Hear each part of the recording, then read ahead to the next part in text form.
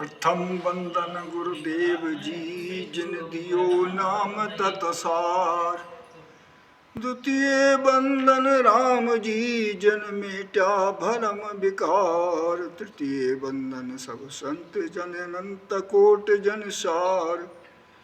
जाकी पदरज परसता हंस उतर जाए पार। गुरु समरथ तुम धिन्न हो जन भक्त राज महाराज। शिष चरणों में राखियो अपनो बिरध विचार।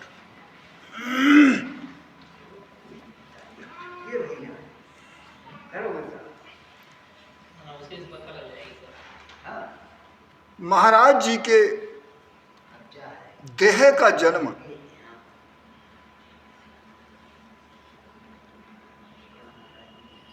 संवत 1783 में अंग्रेजी तारीख 4/4/1726 में हुआ। महाराज जी गुजर गौर ब्राह्मण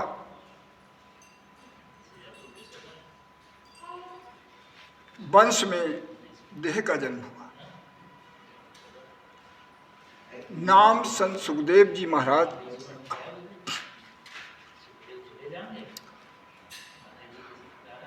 जन्म हुआ तो 6 महीने के होने पर महाराज जी की हंसली टल जाती थी गर्दन, तो बच्चा रोता था। तो उस हंसली को संभलवाने के लिए गांव में एक मालिन बूढ़ी रहती थी, उसके यहाँ जाते वहां वो संभाल देती थी। तब वो चुप हो जाता बच्चा। एक बार का जिक्र है कि हंसली बच्चे की टल गई, तो वहां उस घर पहुंची, वो मालिन वहां थी नहीं। जब थी नहीं तो वापस आई। बच्चा रो रहा, तो उनकी माँ ने सोचा जैसे वो बूढ़ी मालिन हंसली संभालती थी वैसे ही उन्होंने प्रयत्न किया संभालने का प्रयत्न किया। बच्चा खामोश हो गया, तो का इसे लाभ हो गया है, ठीक हो गया है। तब उन्होंने सुला दिया। काफी टाइम तक वो उन्होंने सोचा कि अब तक बच्चा उठा नहीं, काफी टाइम हो गया। तब उसे देखा तो मृतक शरीर जीव निकल गया। वो भजन करता थे, बड़े शोक में बैठे भजन कर रहे थे। इतने में क्या हुआ, वो दो जो निर्जीव देह थी उसमें सता सत्य की प्रकट हो गई। वो बच्चा जीवित हो गया, राम राम बोल दिया। तब सारे लोग खुशी मनाई, खुशी में हुई। इस प्रकार से महाराज जी 6-7 वर्ष की अवस्था में बच्चों के साथ में खेल रहे थे। हरि रूप धरकर साध का आए। उस साध को देखकर बच्चे सारे भाग गए। सतगुरु सुखराम दास जी नहीं भागे, तो उन्होंने कहा क्यों बेटे तुम क्यों नहीं भागे? तो उत्तर दिया कि अरे संतोष हो क्या भाई। तब जो हरि रूप धर कर आए उन्होंने सर पे हाथ रखा, कहा राम राम कहो बेटे, भजन करने को आए। वो उनका गुण प्रकट हो गया। जब गुण प्रकट हो गया भजन करने लगे। एक बार की बात है कि महाराज जी लकड़ी काट रहे थे, पेड़ पे चढ़े। आकाशवाणी हुई कि काठ मती काठ संत भगवत भजन कर आजा मेरे पास। और वो काटने की धुन में लगे। आकाशवाणी तो थी हुई, अच्छा, इनके माता पिता पिता आईदान थे, माता बक्सू कनीराम की बेटी थी। तो दूसरी आवाज आकाशवाणी हुई, तब उन्होंने ध्यान दिया कि वाणी कहाँ से आ रही है। तीसरी आवाज में वो पेड़ से उतर आए, लकड़ी का गट्ठा बांधकर घर चले गए। उसी समय का जिक्र है, गुजरात एक गोवा खरीदने के लिए गाड़ी लेकर गए, गांव के और भी लोग भी गए। जब वहां से वापस आए तो नर्मदा नदी के किनारे पर ठहरे और कहा सस्ता ले यहाँ पर। सब लोगों ने गाड़ी मुकरा दी। तो एक महात्मा वहां पर आए, तो महाराज जी से कहा कि पानी पिलाओ मुझे। तो वो नर्मदा में लोटा भरने गए, लोटा भर के लाए, उनको पानी पिलाया। दोबारा कहा कि फिर एक लोटा और लाओ। तो महाराज जी लाए, पानी पिलाया, फिर भेजा कि और लाओ, तो तीसरा लोटा भरने गए, वो भी पी लिया। 3 लोटे पानी पीने के बाद में चौथा लोटा भरने के लिए कहा। जब वो वहाँ गए, लौट के आए, वो वहाँ पर नहीं मिले, वो गायब हो गए। तब उन्हें ऐसा लगा कि अब हम यहाँ से नहीं जाएंगे। तब लोगों ने कहा कि चलो गाड़ी में जाओ। तो महाराज बोले नहीं, हम तो नहीं जाएंगे, ये गाड़ी गोबा सब बांट दो, बैलों की नाथें काट दो, छोड़ दो। तब उनने समझाया कि घर वाले क्या कहेंगे हमसे, कहाँ छोड़े आए। समझाने पर तब वो गाड़ी लेकर आए। इसके बावजूद महाराज जी ननिहाल में कूड़ी ग्राम बैठे भजन कर रहे थे। वहीं पास में रास्ते से सतगुरु बीरमदास जी महाराज गुजरे। ऊंट की सवारी पर ढाल तलवार बांधते थे, राशि भेष में रहते थे। तो महाराज जी को भजन करते देखा। ऊंट पर चढ़े ही कहा कि मर्दाना खेत तो सुधारे ऊपर बीज नहीं।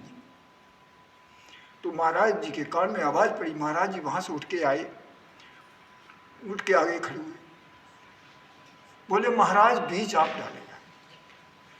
तो सतगुरु बीरमदास जी महाराज बोले कि देखो मैं मांडपुरा से आया हूं और छिपिया जा रहा हूं नातेदारी में, वहां उनकी बहन थी, बहन ब्याही थी।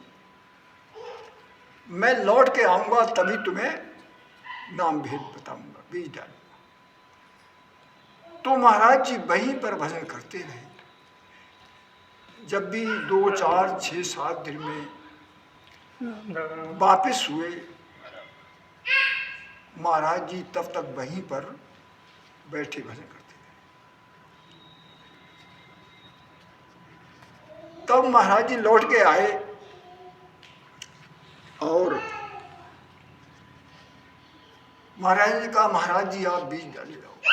तब महाराज जी ने नाम दीक्षा दी, नाम धारण कियो।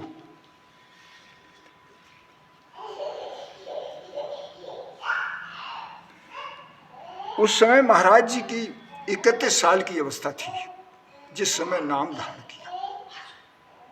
31 साल की अवस्था।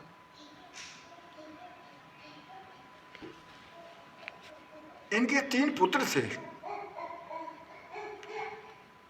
3 घर में इनकी रानी थी और 3 पुत्र थे। पहली बारी से सुजा जी, बख्तराम जी और मान जी, तीनों के 3 नाम थे। महाराज जी फिर भजन करने लगे। जब सतगुरु धारण कर लिया तो शब्द पश्चिम देश चलने लगा,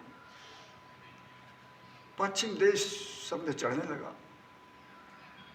तो परखाने के लिए इनके लालदास कुलगुरु थे, उनके पास गए।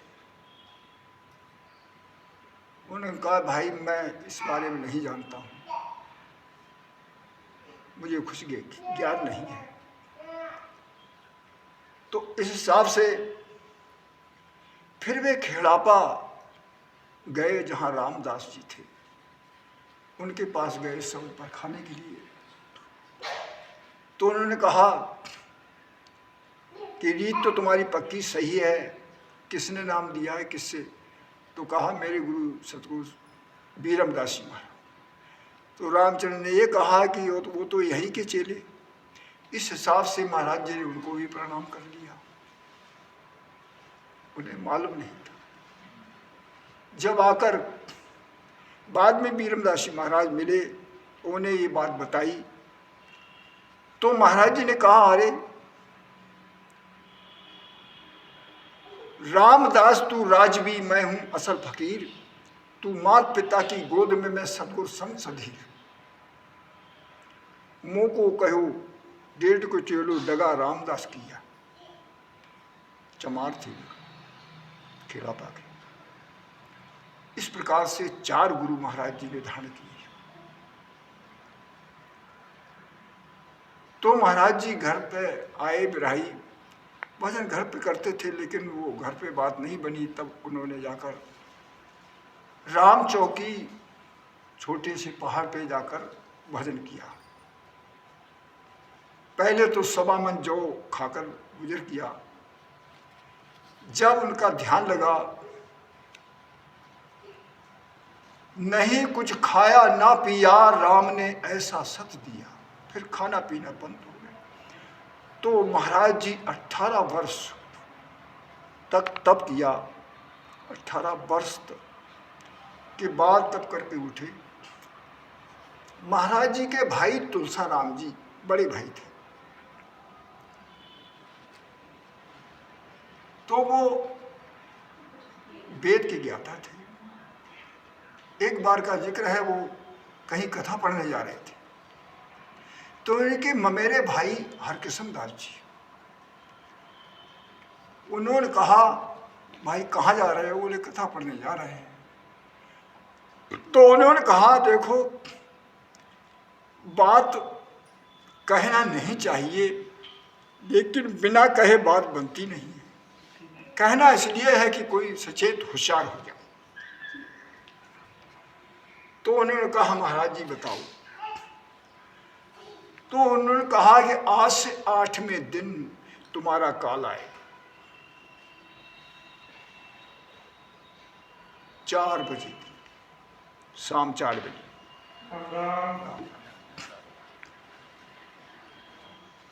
तो अब ये बात सुन के, काल की बात को सुना, तब गए लालदास के पास, महाराज काल से बचाओ।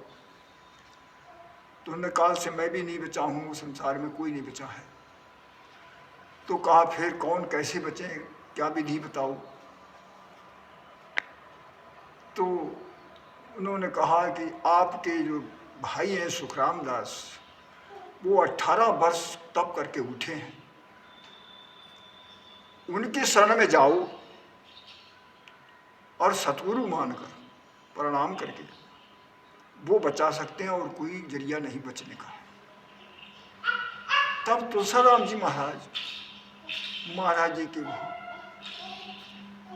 गए, कहा तो उन्हें जान लिया कि कोई कारण है, वो तो बड़े भाई थे। वहाँ गए, दंडवत प्रणाम किया, कहा मेरा तो काल आज से 8वें दिन आ जाएगा, मैं देह छोड़ चला जाऊंगा, अब मुझे बचाओ। तो उन्होंने कहा ठीक है, तुम उसी दिन घर का काम काज करके दिन से आ जाना। तो फिर महाराज उसी दिन अपना घर का काम काज करके पहुंच गए। तो महाराज जी ने उन्हें जल की रेखा खींच दी और बैठा दिया, भजन का भेद बताया। कहा तुम भजन करते रहना, कोई भी आवे कुछ कहे, इस कार से बाहर नहीं जाना है, कार के अंदर ही बैठे भजन करना। वो उसमें बैठकर भजन करते हैं। भजन करते रहे।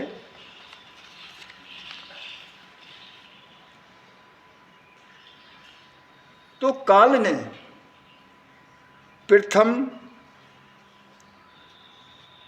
गोहेड़ा का रूप बनाकर आया और वो आसपास में भय दिखाने लगा। भय दिखाता रहा, दिखाते दिखाते जब वो कार से बाहर नहीं आई तब वो वापस चला। हैं? इसमें गोएडा लिखा, गोएडा कोई जानवर होता है, गोएडा। हाँ,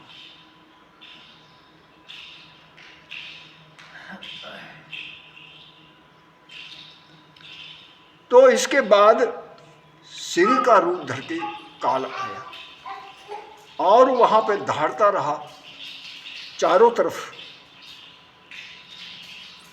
पर वो अपने कार के अंदर ही बैठे भजन करते रहे। इसके बाद वो भी चला गया। इसके बाद में सर्प का रूप धर के आया और फूफाड़ करता रहा चारों तरफ, लेकिन वो कार के बाहर नहीं आई। इसके बाद में गांव का ठाकुर तेज सिंह,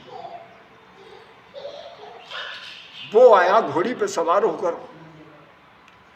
कहा भाई कार से बाहर आओ, मैं तेज सिंह हूँ गांव का ठाकुर। तो उन्होंने कहा कार से बाहर नहीं आऊँगा। तो बोला अच्छा, तो सुबह मैं देखूंगा तुम्हें। क्योंकि उस समय वहाँ ठाकुर कहते थे, घर के यहाँ जिम्मेदार कहते थे,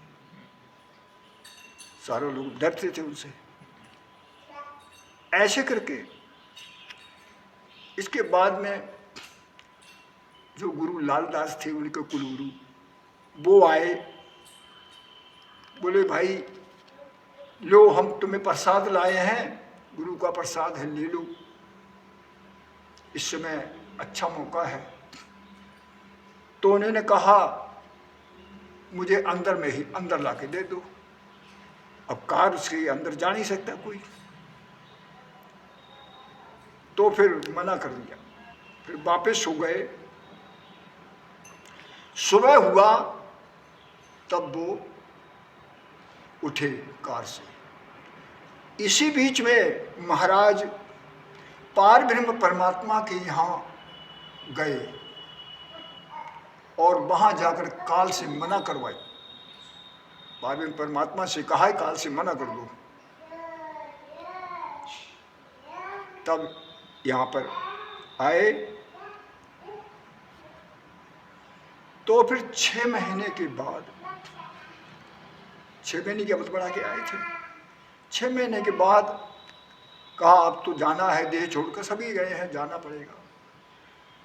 तो उन्होंने कहा कि मैं तो आगे पीछे नहीं जाऊंगा, मैं तो आपके साथ जाऊंगा। उन्होंने समझाया देखो देह तो सबने छोड़ी, आखिर देह छोड़ना पड़ेगी, चलो मैं तुम्हें वादा करता हूं, मैं तुम्हें साथ ले जाऊंगा,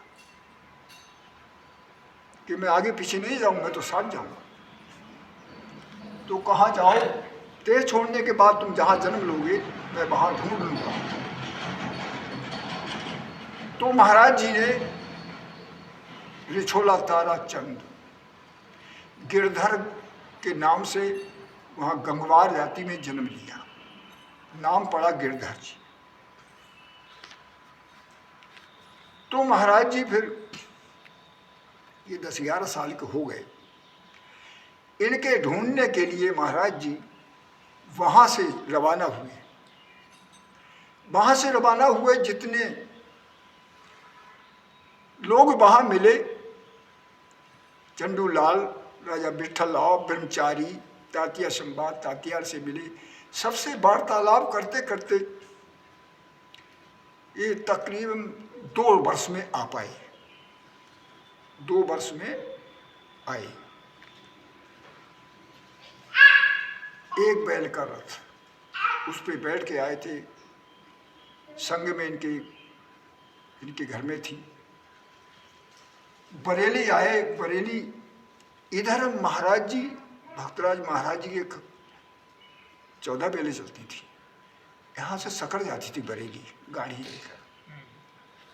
तो वहाँ उन्होंने पूछा, भाई रिछोला ताराचंद है कहाँ, यहाँ कहीं? तो कहा हाँ साहब वही के हैं। तो हम जाना चाहते हैं। तो कि साहब हमारी गाड़ी पे चलना। तो उन्होंने रथ वापस कर दिया और उनसे पूछा तुम हमारे साथ चलो, तो साथ चलो, नहीं तो जाओ तो बाहर चलो, वापस चली जाओ। वो वापस चली। तो महाराज जी रिछोला ताराचंद आए। जिस जगह राम द्वारा बना हुआ है उसी जगह आकर बैठ गए। कहा, लोग दर्शन करने के लिए आए। कहा कि हमारा इस गांव में चोर है। तो सब लोग बोले भाई चोर है तो आप देख लो। तो सारे लोग आए। उस समय वो खेत में थे गिरधर जी अपने पिता के संग। तो कहा इनमें तो कोई नहीं है। इसके बाद जो जोत के वो आए, साथ में वो भी आ रहे थे। तो उन्होंने महाराज जी ने कहा देखो ये चोर मेरा ये आ रहा है। जब आए तो उनके साथ खड़े हुए सामने। तो कहा क्यों तुमने मुझे पहचाना? तो जन्म दूसरा हो गया, भूल गए।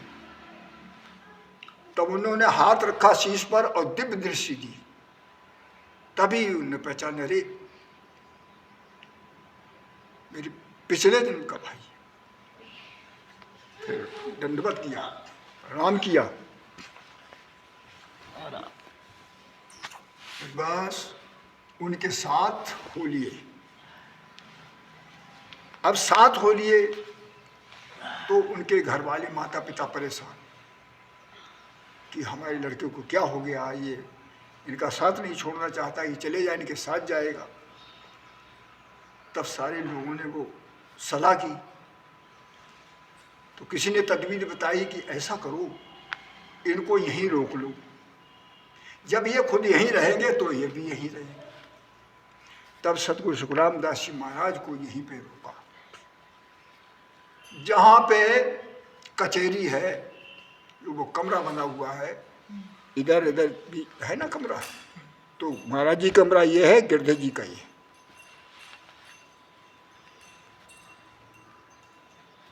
भजन किया। जब उनका टाइम आया, महाराज जी के लिए आवाज़ आने लगी कि वहाँ रहने की जगह नहीं है, आप आनंद लोग चले आओ। तो गांव के लोग हाथरस गाड़ी ले जाते थे शक्कर लेकर। तो महाराज जी ने सत्संग में कहा कि हम जाने वाले हैं, तो लोग जा समझे कहीं घूम ले जाएंगे। उस बात को नहीं समझा क्योंकि उनको आनंद लोग से बुलाव आ गया। तो कहा, बोले महाराज 6 महीने में हम आएंगे, तब तक जाना मत। तो उन्होंने 6 महीने रोक दिया। 6 महीने तक रुके रहे, नहीं गए वहाँ। जब वो लोग आ गए तब उन्होंने वो इंतजाम किया। बरेली से खाती बुलवाई बढ़ाई और बैकुंठी बनवाई उनके सामने। बैठ के देखा। जब बैकुंठी बनवा के सबसे कहा देखो मोक्ष जाएंगे। जाने के बाद रणसूर दास मेरा शिष्य है राजस्थान, मेरी बात सुनेगा तो वो यहाँ आएगा पैदल चल के, और वो मेरी चिता में कूदना चाहेगा, उसे मना कर देना कि गुरुजी मना करेगा। और मेरे इंतजाम के लिए कुछ नहीं करना है लकड़ी का। दूसरे अंग्रेज का राज था। महाराज जब गए, ब्रह्मांड फटा, तोप जैसी आवाज हुई। पहले ही बता दिया कि अंग्रेज आएगा देखने के लिए, उसे सन्मुख दर्शन मत कराना, पीठ पीछे से भीत फोड़ के दिखा, क्योंकि वो गऊ खाता है। तो अंग्रेज आए, कहा यहाँ तोप जैसी आवाज, तो किसके यहाँ? तो कि वो संत मुख पधारे हैं, उनके ब्राह्मण की फटने की आवाज हुई, तब कहा कि हमको भी दर्शन कराओ। तो पीछे से दर्शन कराए, सन्मुख से नहीं। तो महाराज जी की बैकुंठी लेकर गए जहां पे राम द्वारा नहर किनारे बना हुआ है। वहां गए तो चंदन के ढेर वहां कुदरती मिली, चंदन के ढेर कुदरती मिली। बस वहां उनकी चिता रचाई गई, दहा लगी। तो 15 दिन तक वो चंदन जलता रहा, जब तक वो रणसूरदास राजस्थान से नहीं आ गया। जब वो आ गया तो उसने कूदना चाहा, तो सब लोगों ने कहा, गुरु महाराज मना कर गए हैं कि ये चिता में नहीं कूदना। फिर वो वापस चले। इस प्रकार से महाराज जी उत्तर प्रदेश रिछोला ताराचंद में आए। कुछ समय तक सत्संग भजन करके शिष्य भी बनाए पास पड़ोस के गांव में। इस हिसाब से उत्तर प्रदेश में ये राम नाम की भक्ति प्रकट आई।